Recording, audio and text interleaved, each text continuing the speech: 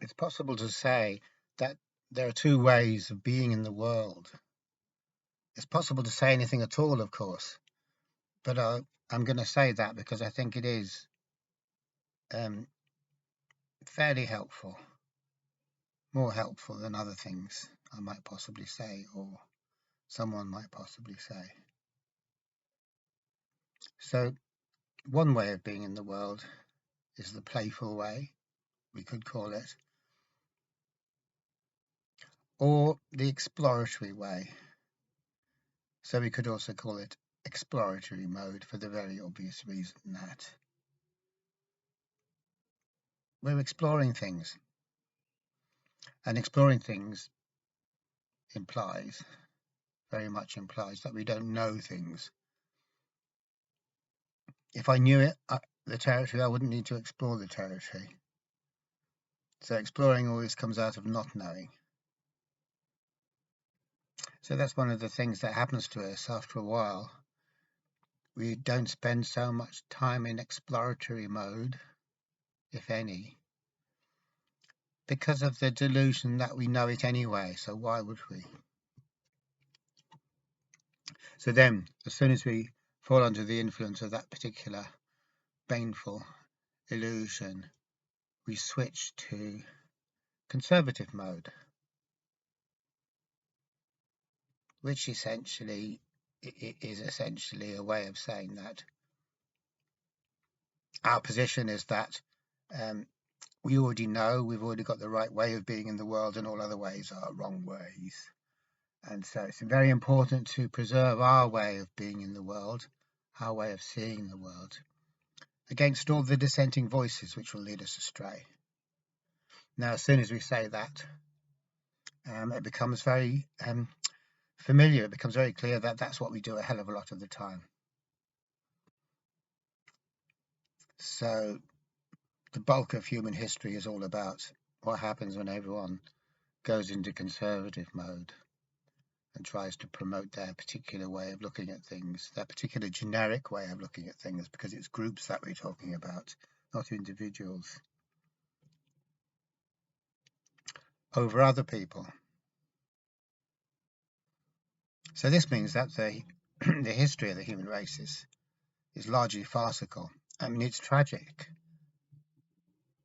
but farcical at the same time, in the sense that we oughtn't to take ourselves so seriously and believe in the myths and narratives that we use to validate our activities.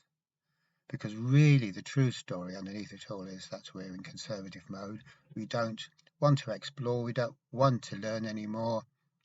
And so, in a kind of very bullheaded fashion, we're just walking over everything else and doing our best to impose our way on everyone else.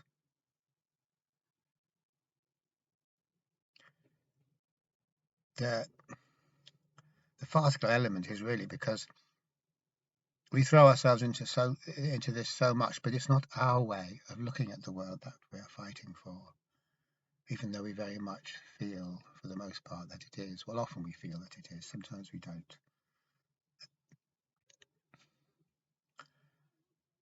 And we feel it's our way of looking at the world, but it isn't. It's a generic way. And the thing about generic ways of looking at the world, generic viewpoints, is they don't belong to anybody. They aren't belonging to anybody. They're views which have no genuine individual to attach themselves to. They're floating around there looking for an owner. And if we happen to be an actual individual, which means what we think for ourselves, as the saying is, we think for ourselves and don't trust others to do our thinking for us. So if we are a genuine individual, we're not going to ever have anything to do with a generic point of view. A generic point of view is like, I believe in this because I listen to you, and you kind of have been influential towards me. But you believe in what you believe because you listen to someone else who was in turn an influence on you, and so on and so forth forever. And you'll never get to an actual person who isn't isn't a generic unit, so to speak. If it so happens that I do have my own unique way of looking at things, right and wrong doesn't come into it. I'm not talking about right and wrong. I'm just talking about what's true for me, what seems to be true for me at the time, at the present time, which could change later on. Then if it is really the case that I'm seeing for myself and I haven't imported a ready-made viewpoint, I'm not going to run around trying to impose it on anyone else. Instead, I'll be, although I have my own way of looking at things and I don't subscribe to any collective way, I'm still interested in what other people, how they look at things. So I'm interested, and because I'm interested, I don't want to straight away just change what they're thinking to fit mine.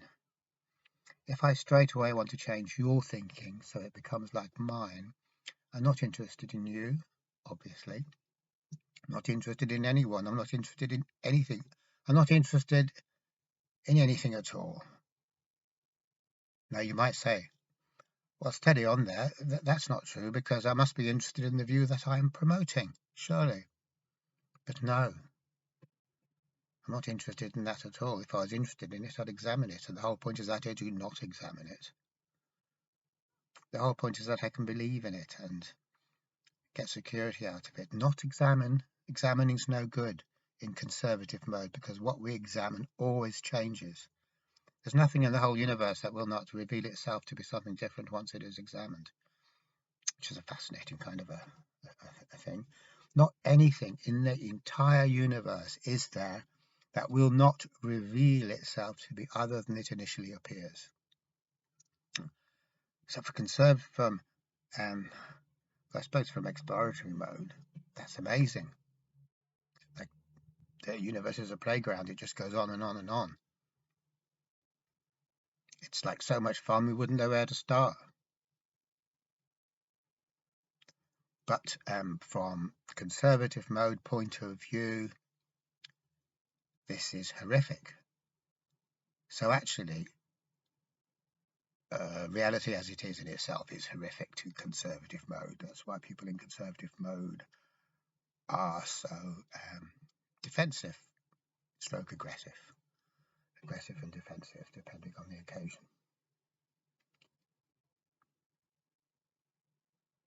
If I am in conservative mode, any other possible ways of interpreting the universe are the direst heresy. They're a threat, basically. They're a threat. Because I have linked my well-being with the fact that my view is true or correct. So once I've done that, the only place that I can get any sense of well-being or what passes for well-being is by promoting and defending and consolidating my worldview.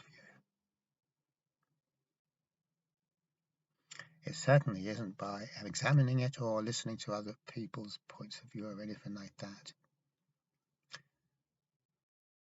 Now, this straight away leads me into a very ridiculous situation because the first thing that we know for sure is that whatever my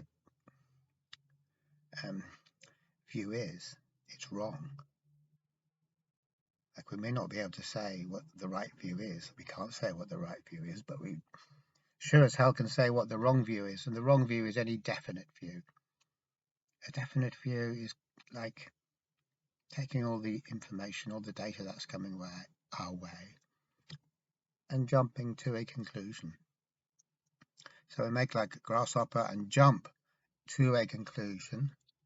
And once we jump to a conclusion, there's no jumping back, there's no getting out of it. And I don't want to get out of it. The reason I'm jumping to a conclusion is I want a conclusion. I want to finalize things. I want the final view. I want the definitive, orthodox, and official view. And this isn't such an unusual thing. We all want the official, orthodox, authoritative view. We all want it. That's why we love society, because society gives us the authoritative view on everything. And we like that.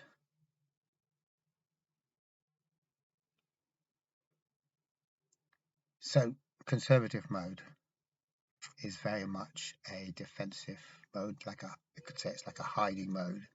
It's a struggling mode, a striving mode. And that in itself doesn't make the whole thing farcical or ridiculous. What makes it farcical and ridiculous is that I have somehow been suckered, or I have suckered myself into promoting something that isn't true. So as soon as that happens, my future is clear.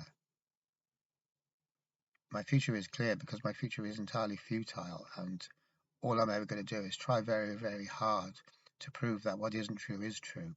And when I run out of trying, when I've run out of energy, when I've run out of oomph, I'm going to stop trying, and straight away all my cherished beliefs or opinions are going to be overthrown. It's all going to come to nothing. And that'll be a bitter moment for me. But when we are in conservative mode, that is our only future. A wearisome battle which we can never win, a doomed battle, a battle which is absolutely no chance of us ever winning.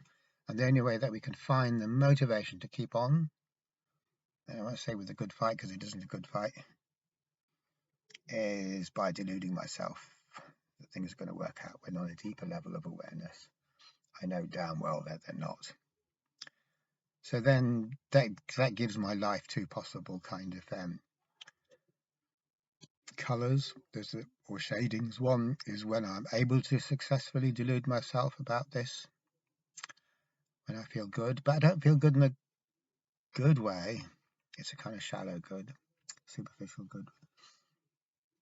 And the other possibility is when I'm feeling bad, because I'm starting to be aware that the whole thing is just bogus, a red herring, going down a road that I never should have gone down, and that I'm too scared to admit to myself that I should never have gone down it. So those are the two flavours that make up the lollipop, sweet and sour. But even the sweet's no good because it's so appallingly superficial and isn't based on anything at all, and it can disappear in a flash because it's not real. But the fascinating thing is that if I am in conservative mode, and we're all in conservative mode to a large extent, more or less, most of the time, some of the time, then that is my future. And that is absolutely, absolutely the case. There's no way that it can't be. So in very simple terms, we can just say that my future is suffering. But that sounds a bit bland. It's actually, if we can just focus on what that suffering consists of, how it works itself out, it's a suffering that comes from being completely entrenched and fighting against the truth with everything we've got, because somehow we put this truth in the position of being an absolute evil that we must resist at all costs. And that is always, always, always what we do in conservative mode. We couldn't not do it.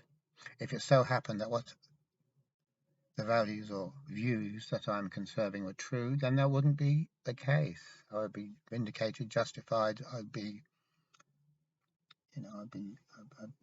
engaged in a glorious operation to stand up against the forces of chaos and darkness that are fighting against my truth. That'd be great.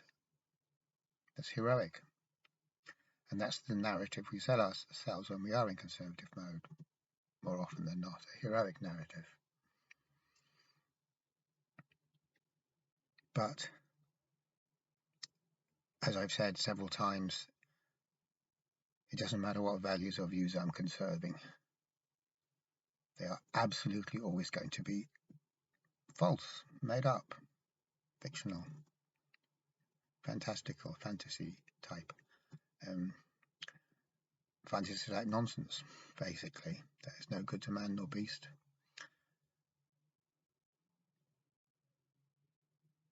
So,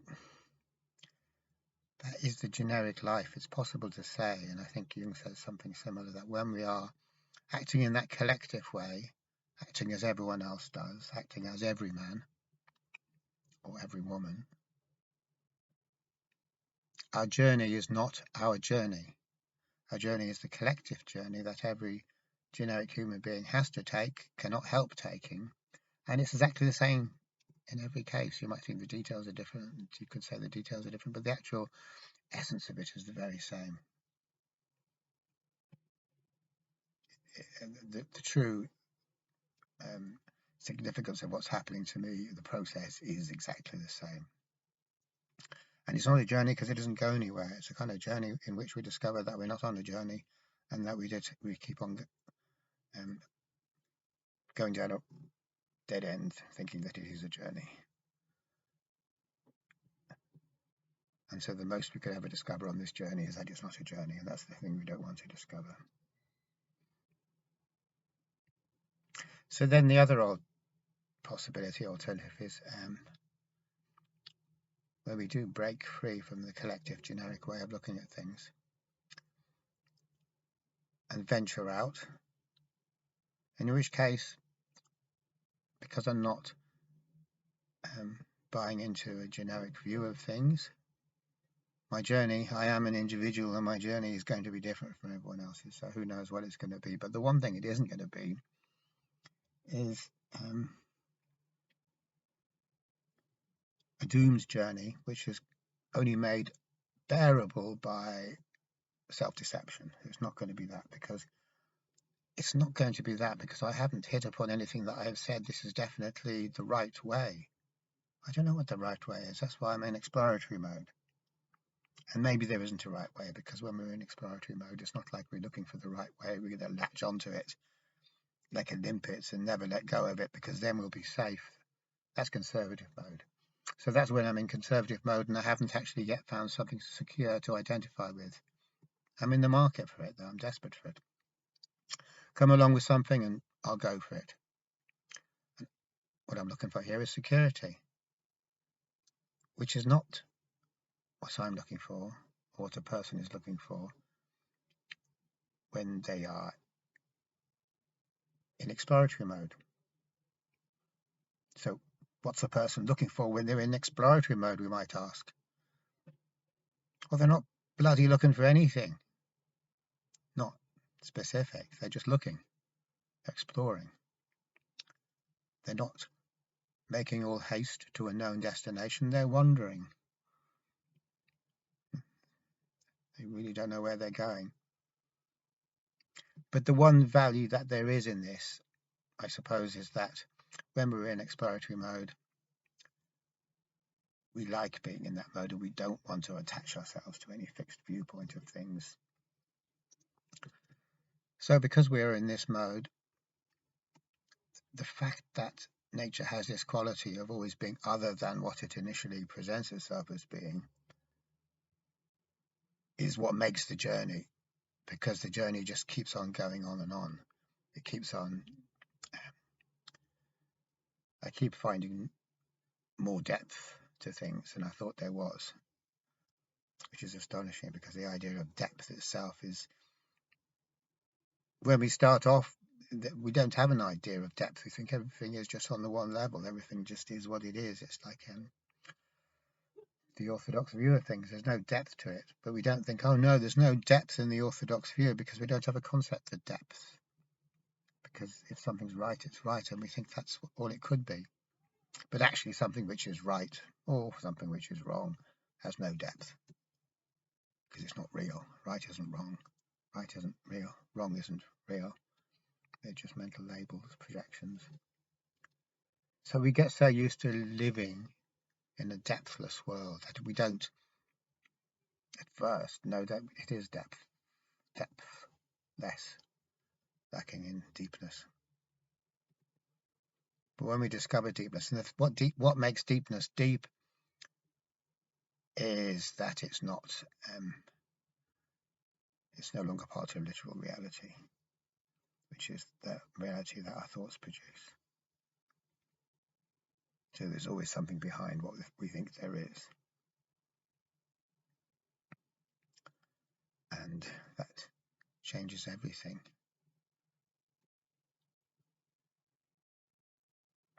It changes everything, because at the core of everything, really, in conservative mode, if my view which isn't really my view, it's just the one I bought into. It's not my view at all, because I've never taken the trouble to find out what my actual view is, because we're all discouraged and disempowered very much, and people take the piss of us if we depart from the herd, as is well known. But anyway,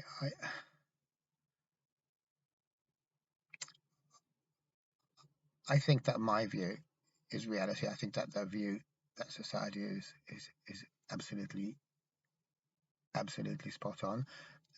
And knowing this, having this definite view, is of value to me, because it means I can be definitely sure of who I am, which is what it all comes down to. I want to be absolutely sure and be able to know who I am and say who I am. And this is identity. This is what we're all obsessed with: identity. Identity in a dream, which we don't acknowledge to be a dream.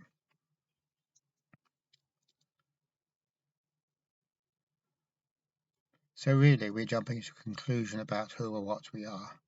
And having jumped, we stick to it like glue. No matter how depressing or impoverished or wretched that identity might be, how limiting that identity might be. It is all of those things. It is wretched and impoverished and limiting. But we put up with that because it supplies us with this thing that we want so much, which is security, psychological security. Or this, we want to live in a world which we're never going to be radically surprised. And the biggest surprise of all, the radicalist surprise of all, is discovering that the world isn't what I thought it is. And with this, at the same time, comes growth, because I discover that I'm not who or what I thought I was, and the two things are the same thing. So, curiously, what is the most interesting and amazing thing when we're in exploratory mode is our worst nightmare when we're in conservative mode.